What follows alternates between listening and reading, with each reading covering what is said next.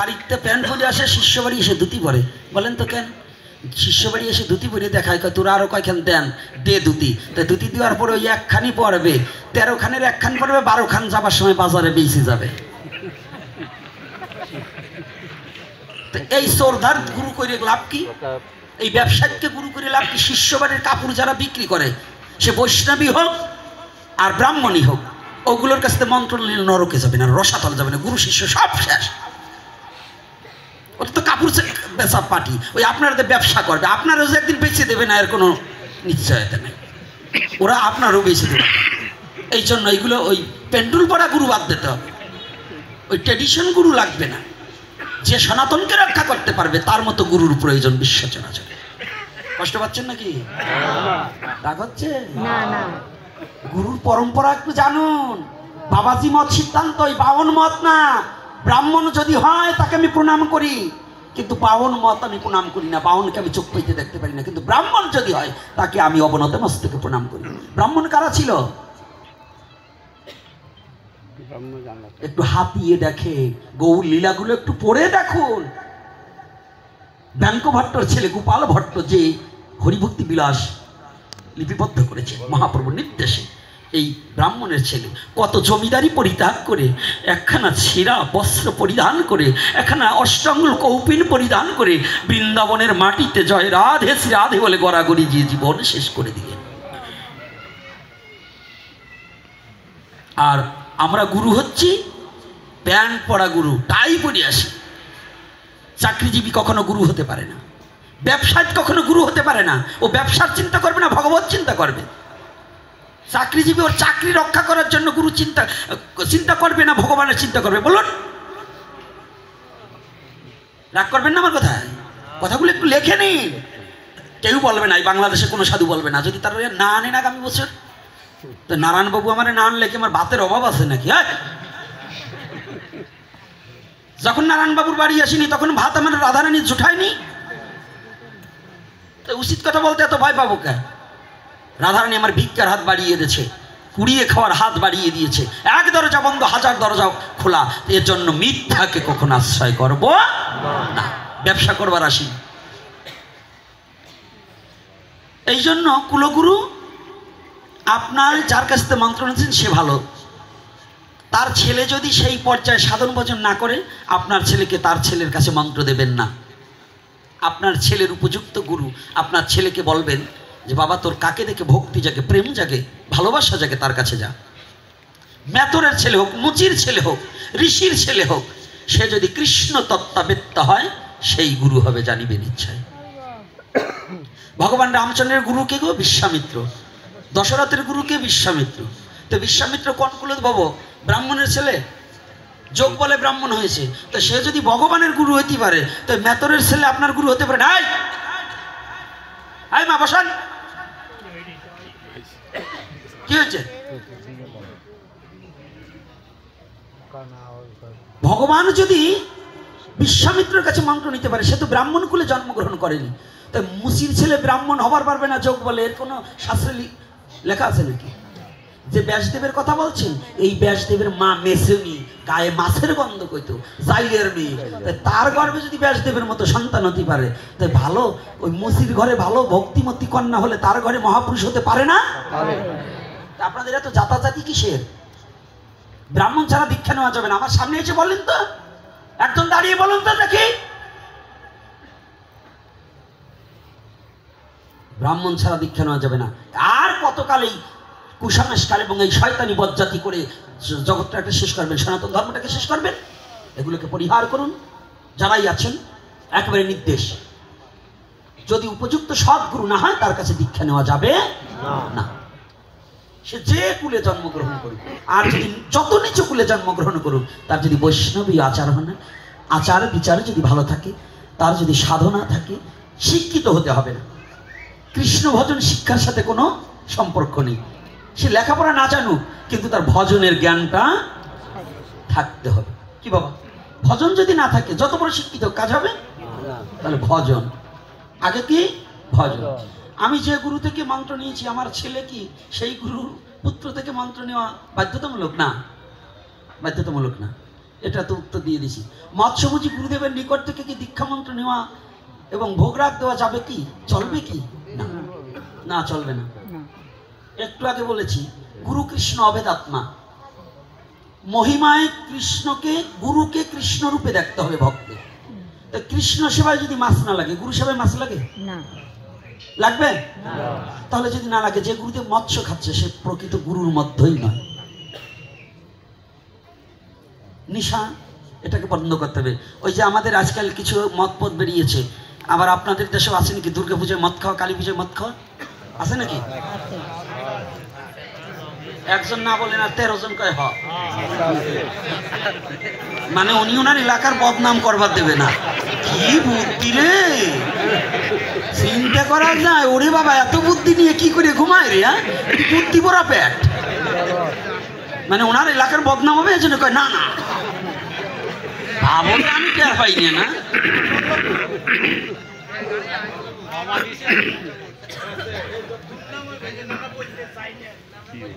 শুনো, নেশাকে বৈধ নয়। কোন নেশাযুক্তকারী ব্রাহ্মণ, নেশাযুক্তকারী বৈষ্ণব মহাপ্রভু ভোগ দিতে পারবে না। আগে হয়েছে হোক, আগে হয়েছে হোক। আপনার বাড়ি আমি ভোগ দিয়ে গেলাম, আমি বললাম কি এই বাড়ি আমি যতকাল তো দিলামই, আমার বংশধর ছাড়া তোর বাড়ি ভোগ দিলে তোর একেবারে নিপাত হয়ে যাবে, এরকম অভিশাপ দেওয়ার লোক আছে না? এইগুলোকে একেবারে শাল্টিং দেবেন এর কায়দা করিয়ে, মানে যে জায়গা কেউ না দেখতে পারবে ওই জায়গা পিটিবেন, মানে কেউ দেখাতেও পারবে ওই জায়গা পিটিয়ে দিতে। কারণ তুমি চিরদিন বেঁচে থাকবে এর কোনো নিশ্চয়তা আছে? আছে নাকি বলুন? তাহলে কি ভগবত ভক্ত যাকে আপনার মনে চায় আমি চিরদিন এখানে পাঠ করতে পারবো, এর কোনো নিশ্চয়তা আছে বাবা? তাহলে কি ভগবান তার ইচ্ছা যাকে দিয়ে এখানে হরি কথা বলাবেন মহাপ্রভু যেন তাকেই এখানে আনেন। ভোগরাগও তদ্রূপ। কোন দিন ভগবান কার হাতে সেবা করবে সেটা তিনি জানেন। তিনি ইচ্ছা করলে একজন পতিতার হাতেও খেতে পারে, সেটা তার দয়া। আমি যদি বলি যে না ওরে দিয়ে ভোগ দিলে, আমার দিয়ে ভোগ না দিলে পরে শুদ্ধ হবে না, এটা কথা নয়। আমার মতো কুকুরের হাতের তো মহাপ্রভু তো গ্রহণ নাও করতে পারে। মহাপ্রভু ইচ্ছা করলে একজন পতিতাকে মা বলে তার হাতে গ্রহণ করতে পারে, এটা তার ইচ্ছা। এটা নিয়ে কোনো কথা আসবে না, কেউ বলতে পারবে না আমাকে দিয়ে ভোগ দিতে হবে। এইগুলো যারা করে ওরা হলো ব্যবসাবাদী, এগুলোকে পরিত্যাগ করে চলতে হবে। কষ্ট পাচ্ছেন কি মায়েরা? কি একটু কষ্ট পাচ্ছেন? আবার অনেক সময় দেখবেন আমাদের আজকের সাধুরা কি করে, পাঠকরা সাধুরা যে গ্রামে পাঠ করতে যায় ওই গ্রামে যে মা পাতায়, বোন পাতায়, ভাই পাতায়, ওরে পাতা পাতি রে, মানে পাতায় চেয়ে যাচ্ছে কেন আগামীতে জন্ম এসে জম্মের খাওয়া খাতি পারে। আমি অন্যায় করলে যেন কেউ কিছু না বলে, মুখ না খুলতে পারে। ওই গ্রামের যেটা বড়, যেটা মানে কায়দা মতো লোক, ওইটার সাথে আত্মীয় পাতায়। এই সাধুদেরা তো পাঠে যে সাধুদের ভোগ দেবার যে আত্মীয় পাতাতে হবে কেন? সাধুদের তো এমনিতেই চাকরচুর আত্মীয়। আমার মহাপ্রভুর এই সংসারে সমস্ত জীবী আমার আত্মীয়। আমার আত্মীয় নয়? অতটুকু ছেলে কোথায় ভোলা থেকে বেড়াতে আসছে, ও আমাকে বলছে বাবা এদিকে আসে। ও যে বলছে বাবা, আমি বলছি আমাকে ডাক দিস। ও যে বলতেছে বাবা উঠেন, বাবা আপনি আমাকে ডাকতে বলছিলেন না? তাহলে অতটুকু ছেলেও আমাকে বাবা বলে ডাকছে। ওকে তো 500 টাকা আমি দেইনি, ওরে তো 2 টাকা দিইনি, আমি একটা ফলও ওকে খেতে দেইনি, আমি ওকে একটা চকলেটও দিতে পারিনি। তো ও যে প্রাণ খুলে আমাকে ডাকছে বাবা এইটা করেন, বাবা ওইটা করেন। তাহলে এই যে ডাকটা, ও কি আমার সন্তান নয়? আমি আবার আলাদা সন্তান পাতাতে হবে কেন? যখন বুঝবেন সাধুরা কোনো বাড়ি কোনো গ্রামে গিয়ে আত্মীয় পাতাবার ধান্দা করে, তাহলে বুঝবেন যেখানে ধান্দা আছে। কারণ কি ধান্দা? যে আমি যদি কোনো অন্যায় করি যাতে সাপোর্ট পাই। সাধুর আত্মীয় সবাই, বৈষ্ণবের আত্মীয় কি সবাই নয়? বৈষ্ণবের কোনো 2 চোখ আছে নাকি? আজকাল তো আমরা ভক্তি পারছি যে আমার দলের লোক যে কজন তারে ঘরে বসে খাওয়াই, আর যারা এমনি আসে তাদের চোখ পইতে দেখতেই পারি না। ওরে বৈষ্ণব রে, ইটেল মার্কা বৈষ্ণব। হ্যাঁ, এই গ্রামে নাই না? বুঝবে যারা গাছের তে পড়িয়ে গেল জন 5-7, যার যেই জায়গা ব্যথা তার সেই জায়গা হাত। আমি বলতেছি কোনোটা ভাবে যে আমি এই যে করিয়ে বেড়াই গুসাই দেখলো কেমন।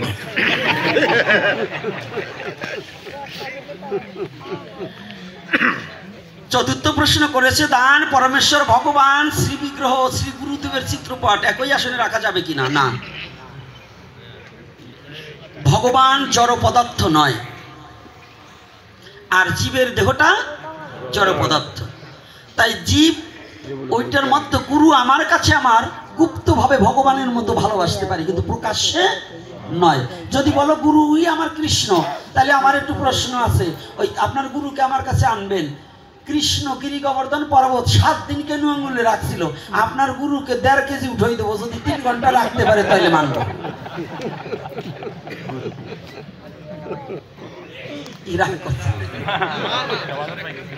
তাহলে আপনি মনে মনে ভাবতে পারেন, কিন্তু প্রকাশ্যে নয়।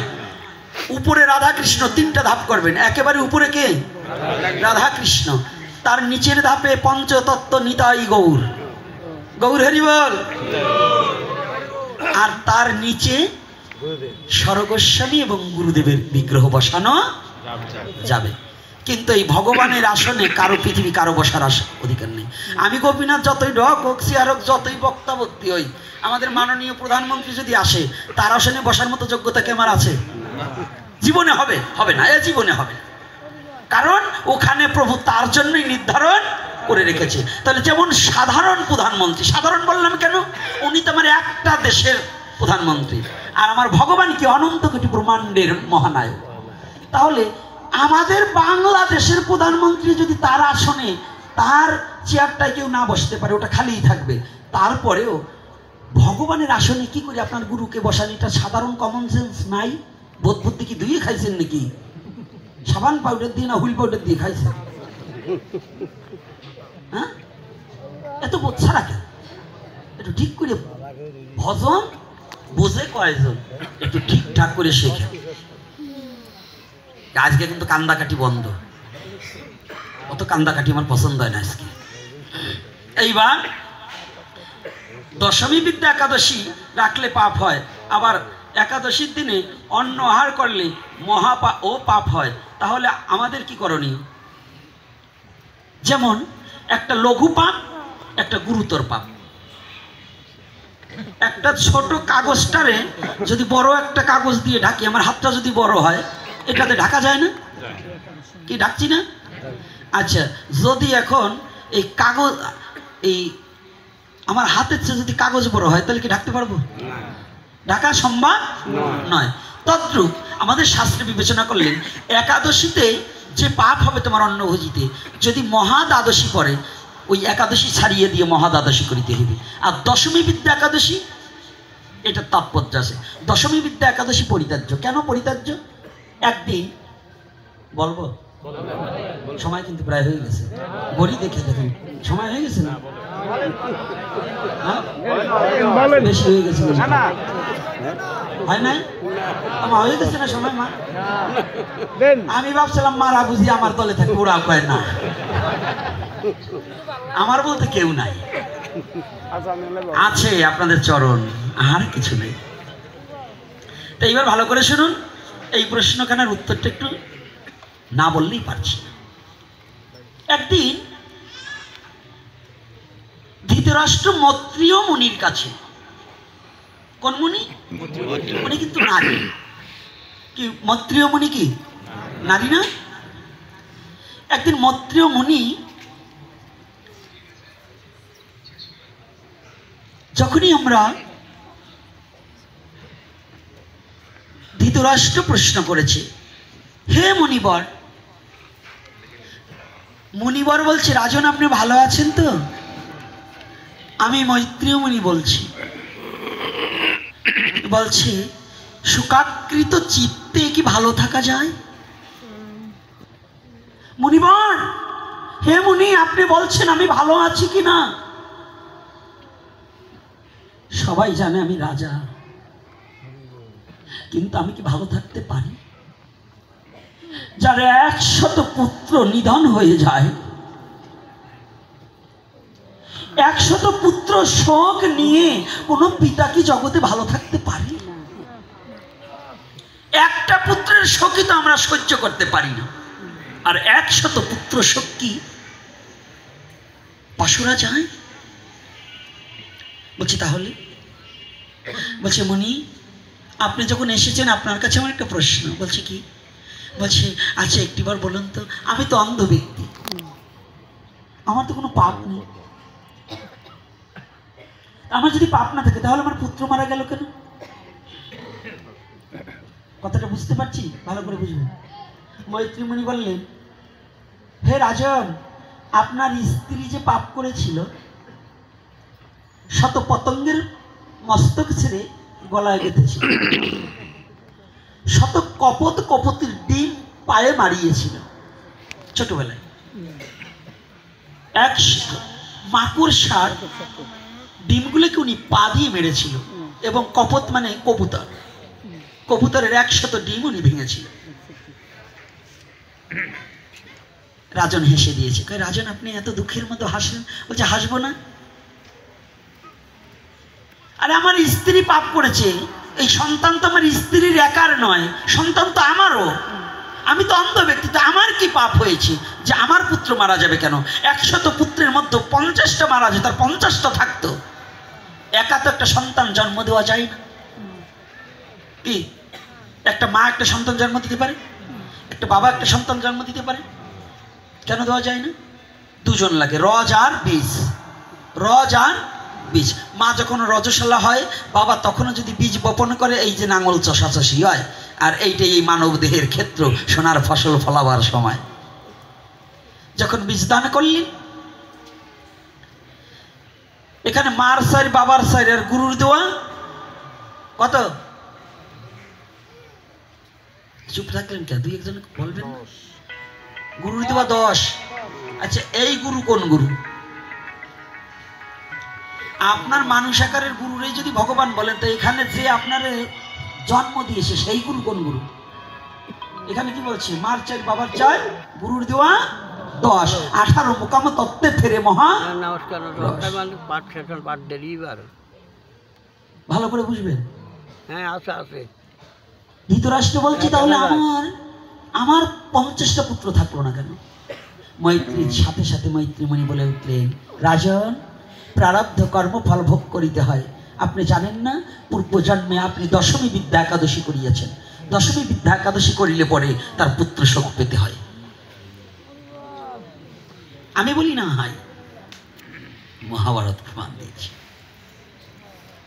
তাহলে দশমী বিদ্যা একাদশী করলে কি হয়? পুত্র শোক পেতে হয়।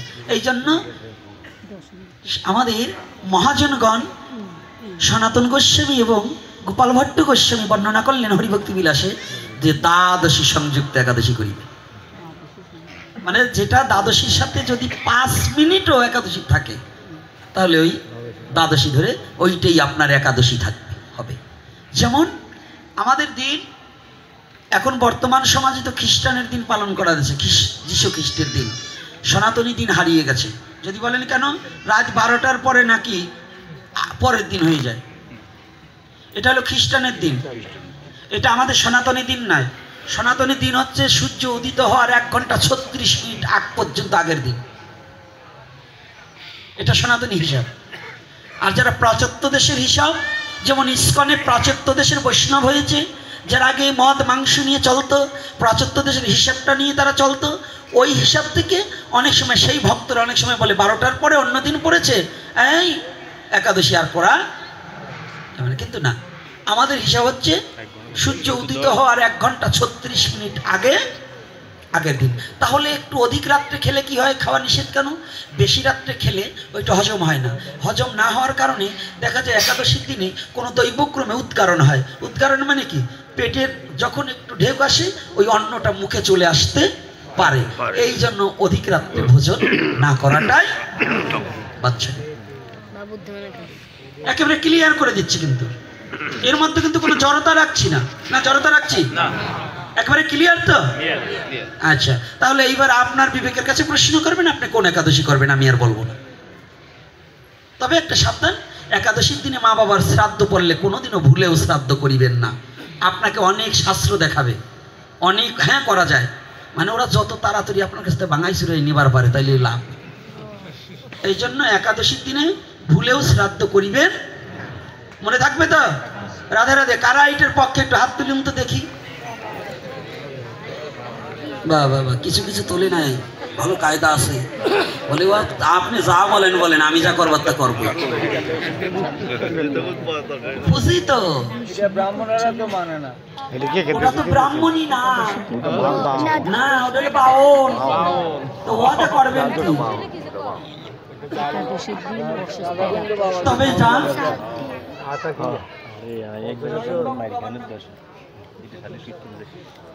যজ্ঞেশ্বর নাথ মহাশয় ইহলোক থেকে পরলোকে গমন করেছে এবং তাহার মাতাজি, আপনার মাতাজির নাম কি? মরণীবালা দেবী। ইন্দ্রা দুজনেই ইহলোক থেকে পরলোকে গমন করিয়াছে এবং তাহার জ্যেষ্ঠ ভ্রাতা, তাই তো, তিনি ইহলোক থেকে পরলোকে গমন করিয়েছে। শুধু তাদের নয়, এবং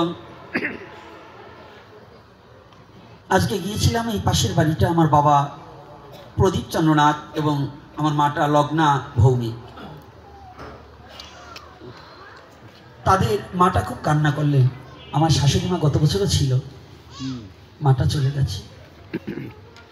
বৌমা শাশুড়ির জন্য চোখের জল ফেলে, এটা খুব কম, তথাপি আজকে ফেলেছে। আজকে আমার নারায়ণচন্দ্র বাবার যে পিতামাতা এবং তার কাকা কাকিমা, সেই প্রদীপ বাবুর বাবা এবং মা হরেন্দ্র কুমার দেবনাথ এবং স্বর্গীয় শ্রী কাননবালা দেবী, এদের আত্মাটা যেখানেই যে অবস্থায় থাকুক না কেন, এই 3 দিনের হরিকথার মধ্য দিয়ে আপনাদের পদচারণায় এই বাড়িটা নববৃন্দাবন হয়েছে। ভগবান যেন তাদের কৃত কর্মফলটাকে মার্জনা করে যেন গোবিন্দের চরণে একটু স্থান দেয়। সকলে একটু আশীর্বাদ।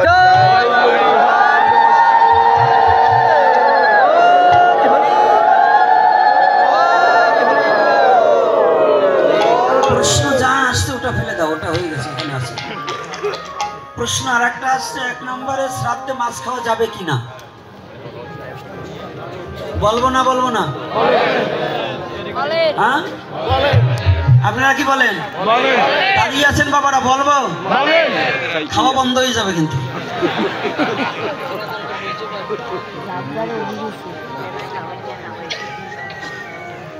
তাহলে ভালো করে জেনে নিন, কেউ কিন্তু উঠানামা করবেন না এবার। আর উঠে যাওয়া দিলেই বসবো যে ওরা খাওয়ার দল, খায়দা আছে, এটা আটকাইনি নাকি বাবা? নিয়ে যাওয়া কি বাড়িতে নিয়ে যাওয়া? এক সময় সনাতন ধর্মে শ্রাদ্ধে মাংস পর্যন্ত দেওয়া হতো, দেওয়া হতো, আমি না বলবো না, ভালো করে জানবে, দেওয়া হতো। কিন্তু এই কলির যুগে মহাপ্রভু 5টা কর্মকে নিষিদ্ধ করেছে। কলির যুগের ভগবানকে মহাপ্রভু। যদি আপনি কলির যুগে জন্মগ্রহণ করে মহাপ্রভুকে না মানেন, তাহলে আপনি কি? যে ছেলে তার বাবাকে মানে না সে কি? পিতৃদ্রোহী। যে ছেলে বর্তমান আমাদের প্রধানমন্ত্রী, তাকে যে না মানে না সে রাজদ্রোহী। যে বাংলাদেশকে মানে না সে রাষ্ট্রদ্রোহী, তাই না? তার বিরুদ্ধে মামলা হতে পারে কিনা? এটা কিন্তু আইন, যে রাষ্ট্রদ্রোহী, রাজদ্রোহী, ধর্মদ্রোহী এর বিরুদ্ধে মামলা হয়।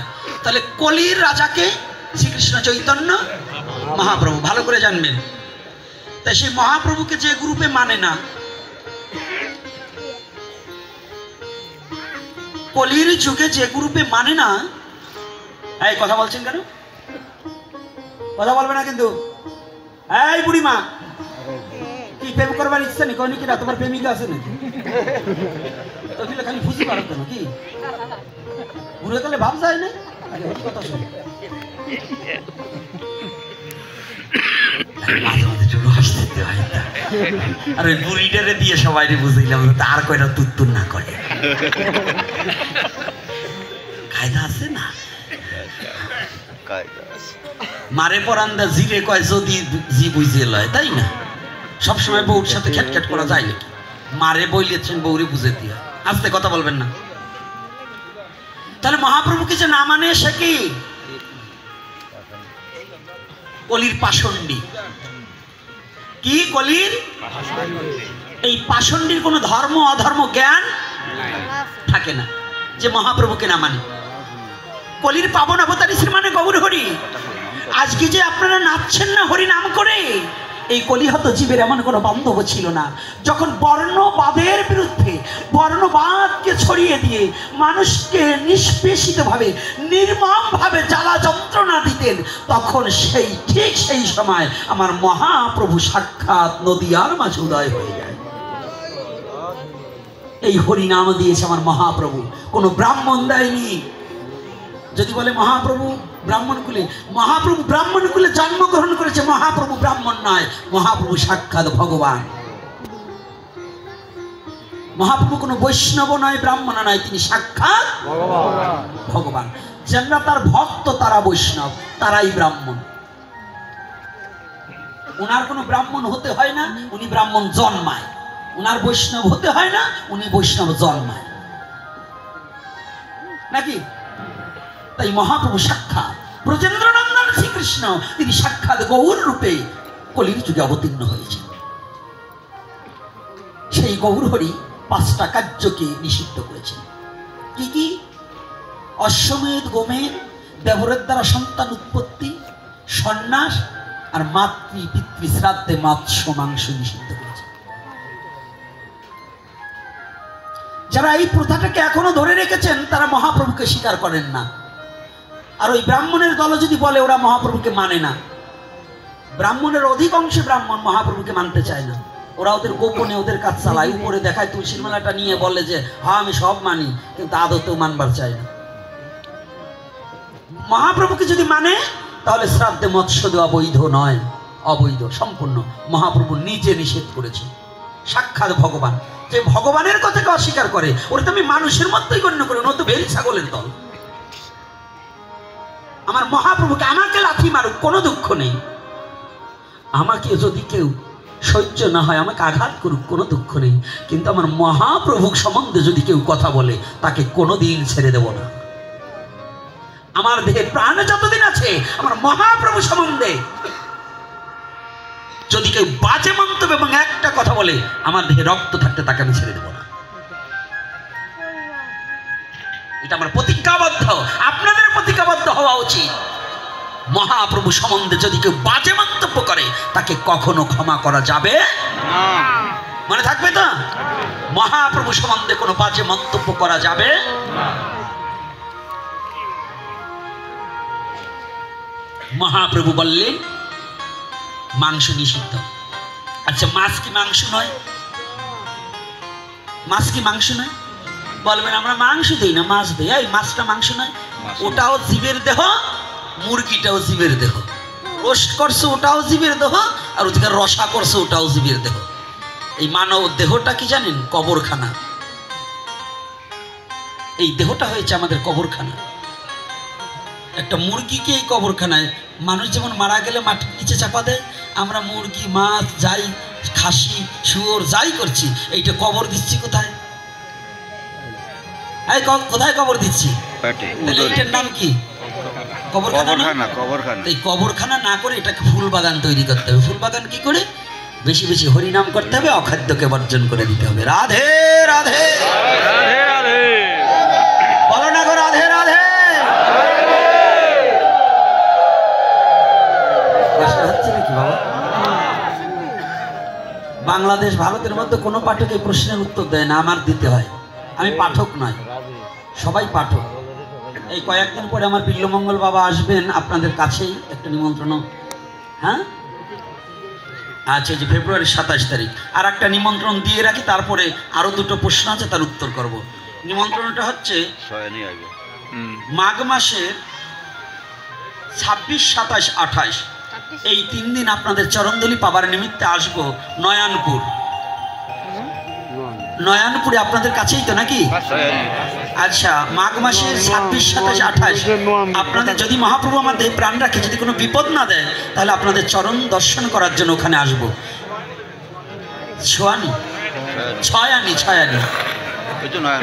ছয়ানি নয়নপুর। আর এই এতকাল ধরে আমার ডাক্তার বাবার বাড়িতে আনার যার সহযোগিতা, এবং সেখানেও যিনি আনছেন তিনি হচ্ছে পরিমল চন্দ্র মজুমদার। এই বাবার অশেষ অক্লান্ত পরিশ্রমে এবং এনার অনেক আহ্বানে আমার ওখানে আসতেছি। আপনারা কৃপা করে নিমন্ত্রণও দিয়ে দিলাম। বাবা আমাকে কাগজটা দিয়ে বলছে, বাবা ভক্তদের একটু নিমন্ত্রণ করে দিলেন। আপনারা করুণা করে ছয়ানি যাবেন, ছয়ানি নয়নপুর, তাই তো? ওখানে যাবেন, আপনার মা এবং বাবারা প্রসাদেরও ব্যবস্থা থাকলে প্রসাদ পাবেন এবং আপনারা হরিকথা সাধন করবেন। আর আমার এদিকে আমার পাগলরা একটা কার্ড দিয়েছিল, এই যে বাবা বলছে ওখানে আমার বিল্লমঙ্গল বাবা আসতেছে, আপনারা আসবেন। উনি একজন শুদ্ধ ভক্তির মূর্তি। আমার তো প্রেম ভক্তি নেই, আমার অসুরত্ব জীবন, প্রেম ভক্তি নেই। ভগবান সবাইকে সব জিনিস দেয় না, আমাকে সেই প্রেম আর ভক্তিটা দেয়নি। ওনাকে প্রেম ভক্তি দিয়েছে, আমার সেই প্রেম ভক্তি নেই। তবে আপনারা কৃপা করবেন, আপনাদের রাতুল চরণের ধুলি যেন মস্তকে নিতে যেন কোনোদিন একটু প্রেম হয়। নিতাই গৌর সীতা।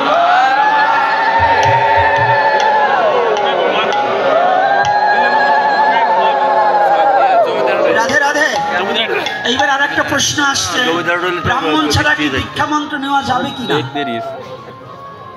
ছোট, ব্রাহ্মণ ছাড়া দীক্ষা মন্ত্র নেওয়া যাবে কি না? এটা বলবো না বলবো তো? ব্রাহ্মণ বাবা আছেন তো কেউ? তুই একজন? হ্যাঁ, তুমি জানো? আচ্ছা, ব্রাহ্মণই থাকুক। আমি এখনো বলি ব্রাহ্মণকে আমি প্রণাম জানাই, কিন্তু বাউনকে নয়। বৈষ্ণবকে প্রণাম জানাই, কিন্তু বৈষ্ণবকে নয়। যারা ব্যবসাদারি, সুদের ব্যবসা করে যে বৈষ্ণবরা, পরের বাড়ি চাল কলা আইনে সুদের ব্যবসা করে, ও কোনোদিন বৈষ্ণব হতে পারে না। বিশ্ব চলাচল হতে পারে? তাহলে এটা বলে দিলাম জাতির স্বার্থে, আমার জন্য নয়। এই ব্রাহ্মণ ছাড়া দীক্ষা নেওয়া যাবে না, এটা তো আগে ভেঙে দিয়েছি। তারপরে প্রশ্ন আসছে বলি, এটা কোনো শাস্ত্রীয় সিদ্ধান্ত না। যেই ভজে সেই ভক্ত, আর সব ছাড়, কৃষ্ণ ভজনা নাই জাতি কুলাদি বিচার। কেবা বিপ্র, কেবা নেশি, কেবা সূত্র নয়, কৃষ্ণ তত্ত্ববেত্তা যেই সেই গুরু হয়। চৈতন্য চরিতামৃত। তাহলে এখানে কি বললেন লেখক? লেখলেন কি, যেজন কৃষ্ণ তত্ত্ববেত্তা সে গুরু হবে। সে শূদ্র হোক, যে কুলে জন্মগ্রহণ করুক, কৃষ্ণ তত্ত্ববেত্তা হতে হবে। কৃষ্ণ তত্ত্ববেত্তা যদি না হয়, তাহলে সে গুরু হবার যোগ্য নয়। ব্রাহ্মণ কুলে জন্ম নিলেই সে দীক্ষা দেবে, এমন কোনো কথা শাস্ত্রে লেখা নাই। যারা প্রচার করছে এগুলো অপধর্ম, ধর্ম নয়। আপনি বলুন তো, ডক্টর মহানামব্রত ব্রহ্মচারীজি তিনি কোন কুলে ভব? ব্রাহ্মণ কুলে।